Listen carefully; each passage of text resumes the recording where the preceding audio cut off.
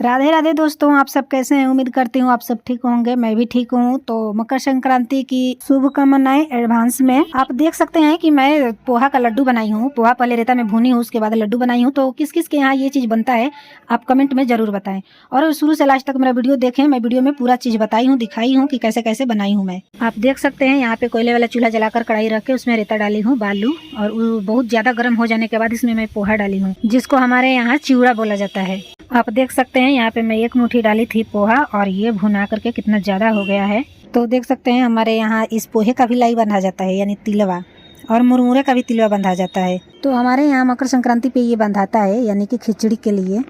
हमारे यहाँ बड़े बूढ़े बच्चे सब लोग ये खाते हैं बहुत मज़े से, बहुत अच्छे से। तो इसीलिए मैं भी सोची कि थोड़ा मैं भी क्यों ना अपने बच्चों के लिए ये बनाऊं, ट्राई करूं। मैं ट्राई की, तो आप लोग देखिए कैसे मैं बनाई हूँ, आप कैसा आप लोगों को लग रहा है एक बार कमेंट में ज़रूर आप लोग बताइएगा। तो यहाँ पे लगभग 2 केजी चिवड़ा था, यानी कि पोहा। मैं उनको भूनकर साइड में रख ली। अब इसको सफाई करूंगी, उसके बाद ही इसका लड्डू बनाऊंगी। तब तक मुरही आया है तो उसका जा रही हूँ, तब तक लड्डू बना लेने। तो यहाँ पे मैं अब कढ़ाई सफाई कर ली हूँ, क्योंकि उसमें रेता लगा हुआ था, तो उसको अच्छे से सफाई कर ली हूँ ताकि खिसखिस नहीं लगेगा दांत पे। और सफाई करके पानी डाली, उसमें पानी डालने के बाद गुड़ डाली हूँ। अब इसका पाग बनाऊंगी लड्डू बनाने के लिए। ये पाग जब तक करूँगी जब तक इसमें तार ना आ जाए।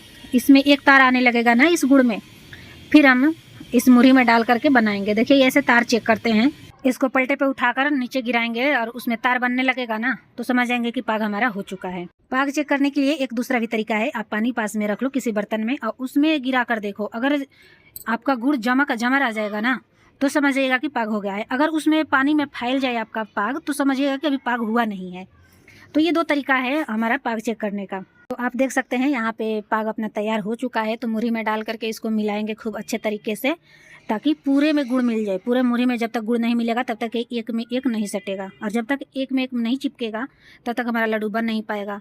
तो देखिए घुमा घुमा घुमा घुमा के इसको हम अच्छे तरीके से मिला देंगे, ताकि एक में एक सब गुड़ चिपक जाए, और पूरा गुड़ चिपक जाएगा। उसके बाद से हम इसका लड्डू बनाएंगे। इधर कढ़ाई में और पानी डाल देंगे, क्योंकि हमें अभी और बनाना है। तो इसमें पानी और गुड़ और डाल देंगे, ताकि ये पाग अपना बनता रहे और उधर हमारा लड्डू बनते रहे।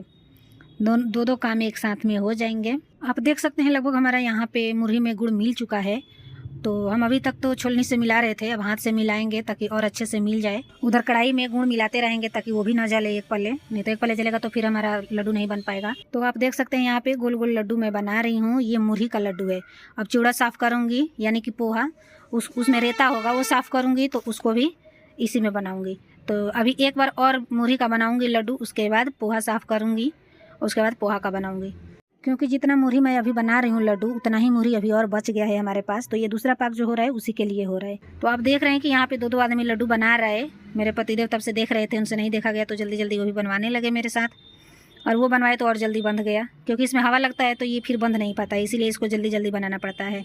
इसको बनाने के लिए जितना आदमी ज़्यादा होता है उतना ही जल्दी ये बनता है, और जितना जल्दी बनता है उतना जल्दी अच्छा रहता है, क्योंकि इसमें हवा नहीं लगना चाहिए। यहाँ पे पाग हमारा भी आधा बन चुका है, फिर भी इसको खौलाएँगे, आधा बनाएंगे, और लड्डू भी बन चुका है। तो इस लड्डू को बनाकर हम साइड में रख देंगे। उसके बाद से दूसरा मुरही हमारे पास है, उसको इस कटरे में डाल करके तब दूसरा फिर इसी तरह से फिर बनाएंगे हम। तब तक मैं आप लोगों को दिखा दूं कि ये वाला लड्डू बनकर मेरा तैयार हो गया है। ये देखिए कटरा भर कर तैयार हो गया है। गांव में है कि गोंसार से भुना भुन कर आता है तो बनता है घर पे, लेकिन मैं तो घर पे ही भुन कर बना रही हूँ। तो कुछ भी इसमें गलत हुआ होगा तो आप कमेंट में ज़रूर बताइएगा, क्योंकि मैं जैसे अपनी मम्मी को देखी हूँ वैसे मैं सेम बना रही हूँ। मेरे मम्मी भी घर पे ही भुनकर बनाती थी, तो वहीं मैं भी देखी हूँ। तो इसलिए मैं भी सोची कि मम्मी के जैसे क्यों ना ट्राई करूँ, मैं भी घर पे भुनकर घर पे ही अपने बच्चों के लिए लाई बनाऊँ। क्योंकि मेरी मम्मी भी हम लोगों के लिए घर पे ही भुनकर लाई बनाती थी, क्योंकि उनका बाहर निकलना अलाउ नहीं था ना, इसलिए घर पे ही भुनकर घर पे ही बनाती थी। तो आप यहाँ देख सकते हैं कि जो पोहा मैं भून कर रखी थी उसको अब अच्छे से साफ़ कर रही हूँ, ताकि इसमें से जो भी रेता हो निकल जाए। आप साइड में देख सकते हैं काला काला रेता दिख रहा है इसमें, और जो साफ़ है उसको मैं कटरे में रख रही हूँ। इस पोहे का लड्डू भी 2 भाग में हम बनाएंगे, यानी कि 2 बार में बनाएंगे इसको, क्योंकि ये भी ज़्यादा है, छोटा कटरा है, इसमें नहीं अट पा रहा है।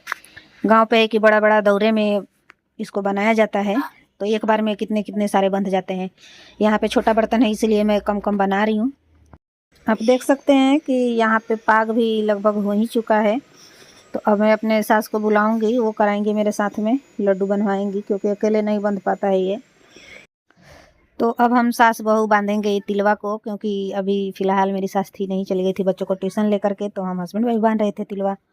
और अब मेरी सास आ गई तो हम दोनों मिलकर तिलवा बांध देंगे। अब तिलवा भी 15 तारीख यानी कि मकर संक्रांति तक खाने को अच्छा लगता है, मकर संक्रांति। उसके बाद तो फिर दिन अच्छा नहीं होता है, कभी धूप कभी छाँव, टाइट दिन होने लगता है तो फिर मन नहीं करता है खाने के लिए। इसीलिए मकर संक्रांति के पहले बनाकर जो खा लेता है अच्छा से खा लेता है, मन भर जाता है। 15 तारीख के बाद तो फिर खाने का मन नहीं करता है, क्योंकि मकर संक्रांति के पहले ही सभी माँ अपने अपने बेटियों को ये तिलवा बांध कर भेजती हैं। तिलवा चिवड़ा सब भेजती हैं, खिचड़ी जैसे जिसे बोलते हैं कि खिचड़ी आएगा खिचड़ी जाएगा। मैं भी गांव पे थी तो मेरी मम्मी भी कट्टा के कट्टा भेजती थी। अब मैं तो रहने लगी हूँ दिल्ली में, इसलिए मेरी मम्मी इतना दूर नहीं भेज सकती है, कोई आ ही नहीं पाता है इतना दूर। इसलिए मैं अपने बच्चों के लिए और अपने लिए हाथ से ही बना लेती हूँ। देखिए यहाँ देख सकते हैं कि पूरा का पूरा लड्डू मेरा बन चुका है। मैं डिब्बे में डाल दी हूँ, अब इसको ढक के रख दूँगी। अब जितना दिन मर्जी करेगा, जितना दिन चलेगा उतना दिन मेरे बच्चे खाएंगे, हम सब खाएंगे मिलकर। तो आप सबको हमारा वीडियो कैसा लगा आप लोग ज़रूर कमेंट में बताइए। यहाँ तक हमारा वीडियो देखने के लिए तहे दिल से धन्यवाद, थैंक यू सो मच। तो अब मैं चली खाने तिलवा, आप लोग भी जल्दी जल्दी आ जाइए खाने के लिए। मिलते हैं फिर दूसरे वीडियो में, तब तक के लिए bye bye Tata. Happy Makar Sankranti, happy खिचड़ी।